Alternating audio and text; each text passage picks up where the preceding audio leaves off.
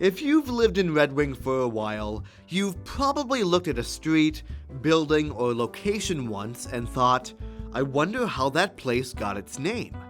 Names matter, and in a town with as rich a history as Red Wing's, some places hold historical or colloquial names stemming from captivating community chronicles.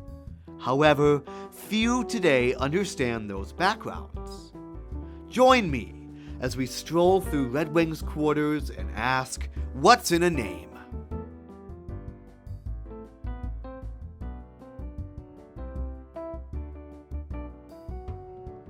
One of Red Wing's most promising districts is the West End. Stretching through Old West Main Street all the way down to Pottery Place, the West End supports many local businesses, great places to dine, and even some housing. With its proximity to the Mississippi River, the West End provides a gateway to Bay Point Park and the Upper Harbor boating docks. However, at the turn of the 20th century, the West End looked quite different, with a larger mix of industry and housing. In fact, longtime Red Wing residents speak of a long-gone area of the West End called Smokey Row. So what exactly was Smokey Row? Let's turn back the clock to discover the secrets of this area of Red Wing. To imagine the West End of yesteryear, we need to do some mental reconstruction. First, erase Highway 61. It didn't exist until 1953.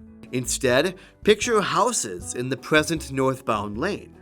Extend 3rd Street to cross Main and connect the two housing spots. On Old West Main's east border sat the towering 3-story sewer pipe factory B, smoke billowing from its turrets. Charles Betcher's Lumber Company sat upon the riverfront, down Jackson Street past the Milwaukee Railroad tracks. The Minnesota Stoneware and later Central Red Wing Pottery Building marked the West End's western boundary. These industrial powerhouses needed a strong workforce to operate, and many of those workers lived right in the West End in a neighborhood known as Smokey Row. That's right, Smokey Row was a grouping of houses along the unpaved 800 block of West 3rd Street where Red Wing's industrial laborers and artisans lived with their families.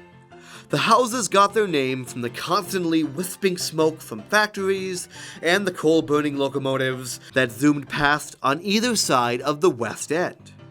Only a few houses remain, as many were moved or completely razed when Highway 61 was built. Now, it wasn't just all work and no play in the West End. Smokey Row residents had some fun, too. A group of boys formed a baseball team called Ben Barret's Bat Busters, after Ben Barret's, who operated a gas station and let local boys play in his back lot. Women in the neighborhood also developed their own softball team called the Red Caps, named for the red baseball caps they would wear while playing.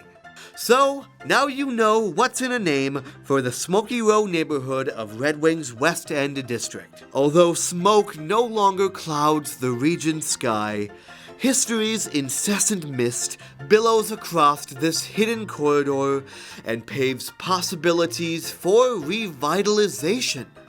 Keep your eyes on the West End and Smokey Row, as great things are still ahead for this historic spot. Thanks for watching.